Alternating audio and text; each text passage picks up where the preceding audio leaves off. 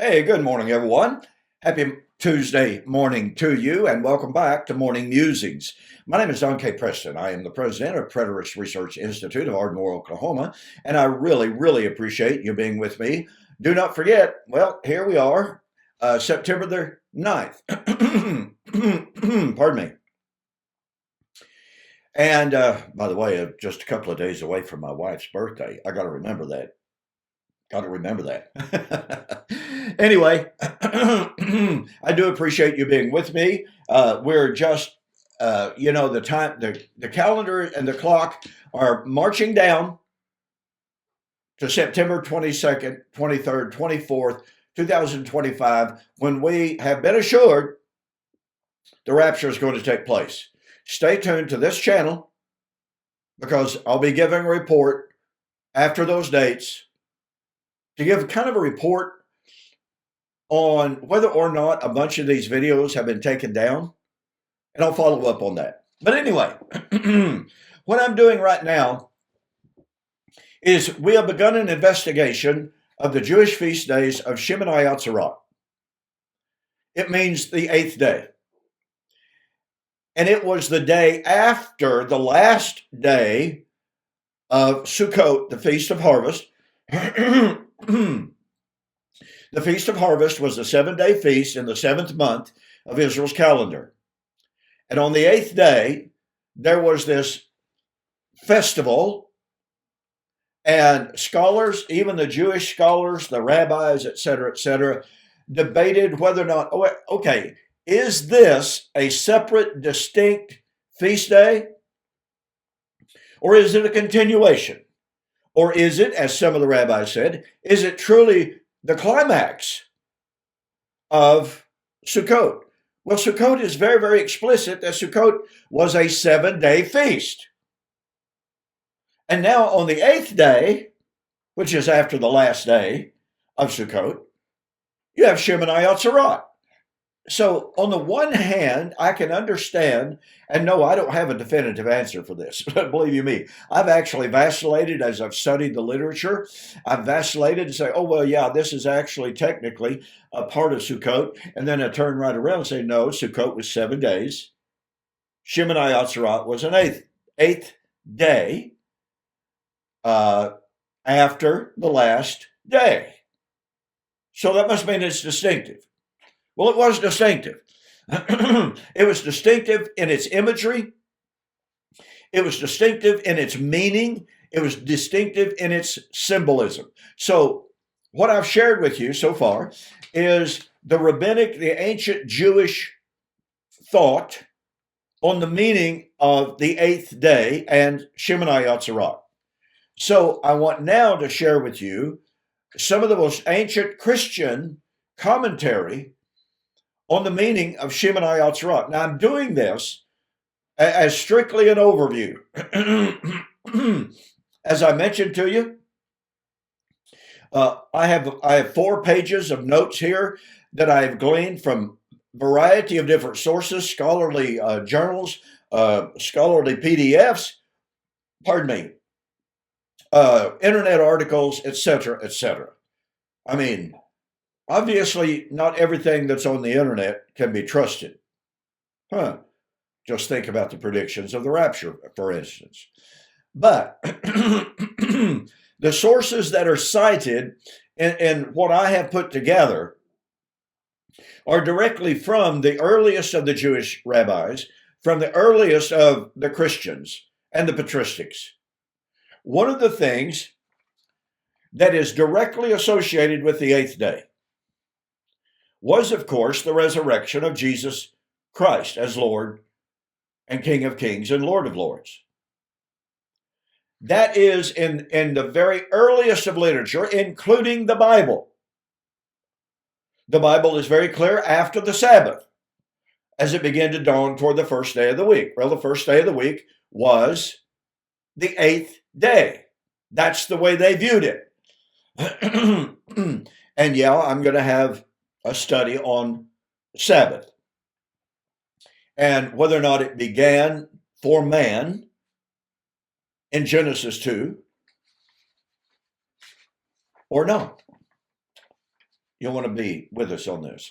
So anyway, the earliest of the church writers were very emphatic, very clear, and they talked about this a lot, of how Jesus was raised from the dead on the 8th day. The symbolism that they took from that is that they viewed the resurrection as the dawning of a new creation. Now, this in turn led to some later writers seeing that Jesus' resurrection was the beginning of the millennium.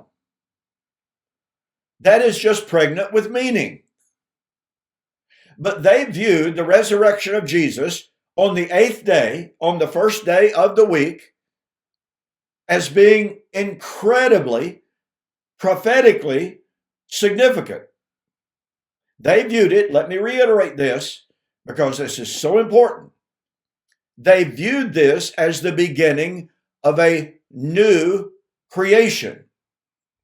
Okay, to put it another way, to put it ever so briefly, the earliest of the Christian writers, and by the way, one of the very earliest Christian writers who commented in depth on the meaning of the 8th day as it regarded to its symbolism, its typology, etc., was Barnabas, what we call today the Epistle of Barnabas. Highly, highly influential early writer. He wrote somewhere in the 90s, AD 90s, okay? And he talked on and on and on about the 8th day, and primary in his application of the 8th day was the resurrection of Jesus as the beginning of a new creation. Now, it's interesting to me that in modern Sabbatarian circles, it's not uncommon for people to deny that Jesus was raised on the first day of the week. But you see, that appears to me, not trying to be unkind, but that appears to me to be a case of special pleading, of saying, no, I do not believe Jesus was raised on the first day of the week, because that would put Sunday as the beginning of the new creation, and I can't have that. Therefore, I'm going to claim that he was raised on the Sabbath.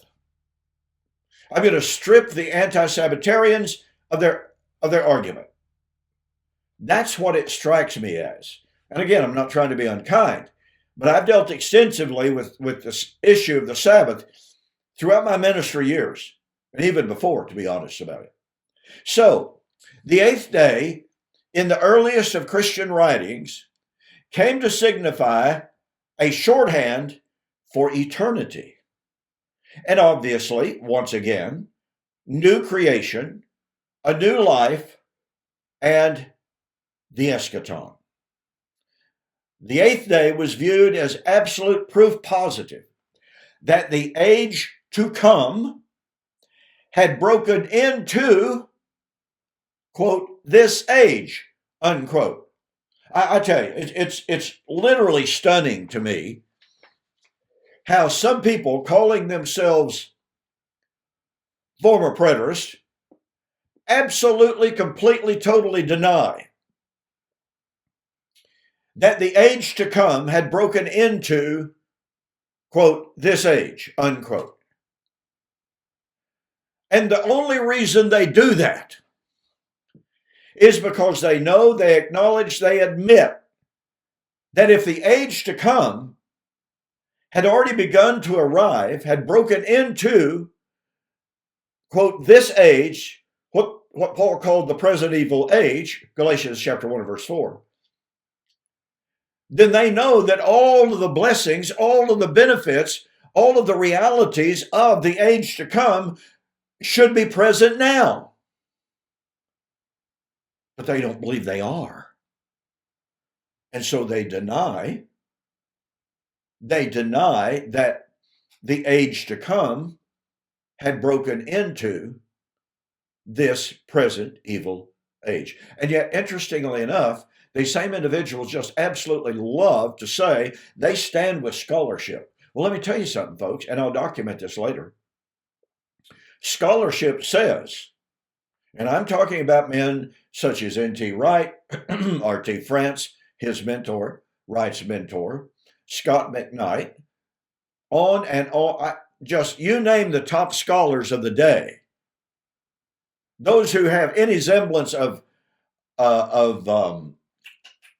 conservative views, and they tell us the age to come broke into the present evil age with the resurrection of Jesus Christ, the establishment of the church. But I digress. I'm sorry. Well, not really. But anyway, I'm just sharing with you the incredible significance of the eighth day, the incredible significance of the resurrection of Jesus. If the resurrection of Jesus on the eighth day did not represent highly symbolic meaning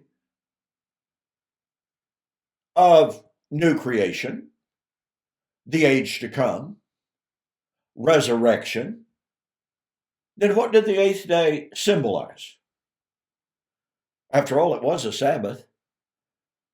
And Paul, when he wrote in Colossians chapter 2, 16, 17, said, let no man judge you in respect of new moons, feast days, or Sabbaths. He used a Greek word that is inclusive of every one of the Sabbaths, which are, present tense, a shadow of the good things that are about to come. So what did those Sabbaths, which would include Shemeni Atzerat, what did the Sabbaths? It also included the seventh-day Sabbath because it was still valid for the Jews during that period of time.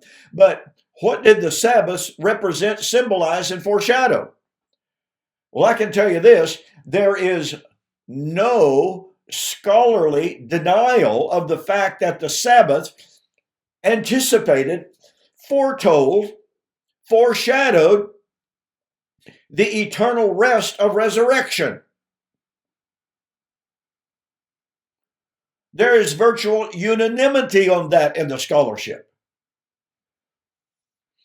So when Paul said those Sabbaths, which would include Shemeni Atzerat, were still shadows of the good things that were about to come, when he wrote, that means that the resurrection, the rest of ultimate salvation, was about to come when he wrote in 62 AD.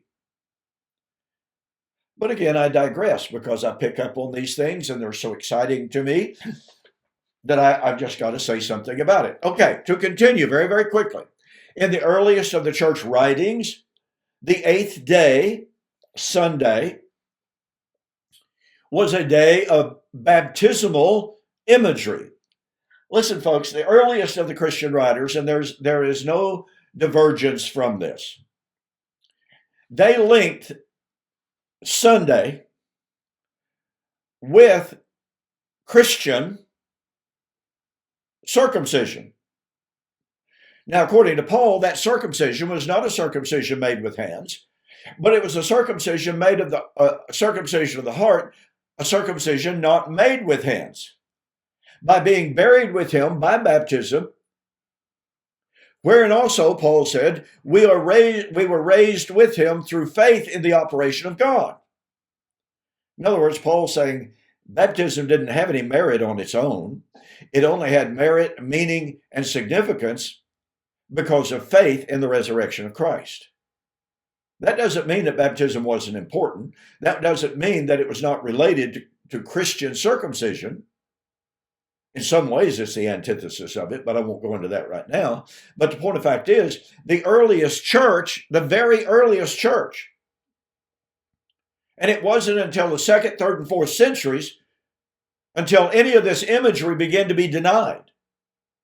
So anyway, baptismal imagery of entering into Christ, entering into the new creation, engaging in or being the subject of the circumcision not made with hands, was all linked to the eighth day. And by the way, the eighth day In the very earliest of times, and this is something very interesting to say, the very, very least, in the very earliest of times, they emphasize. Now, this is true of Justin Martyr, the second century, Barnabas, uh, late first century, Augustine, much later. They all emphasize being baptized on the eighth day. In other words, if someone professed Christ in faith, they would baptize him on Sunday. Now, mind you, that's not the biblical pattern, because throughout the New Testament, anytime somebody confessed faith in Christ, they were baptized that very same day. That's an unbroken pattern in the New Testament. Nonetheless, these somewhat later Christian writers linked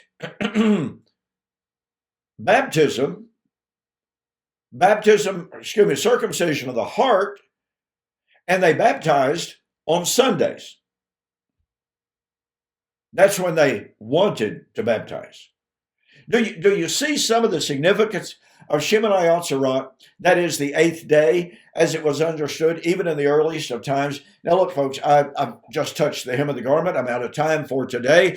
Listen, be sure to join William Bell and me tonight on Two Guys and a Bible on Fulfilled Radio, a voice you can trust. And don't forget to join Mike Sullivan and me on Wednesday as we continue our discussion of Paul's use of the Song of Moses in his eschatology. Okay? Thank you so much for joining me. Don't forget, take advantage of the 2-book special. In the meantime, I'll see you on the flip side.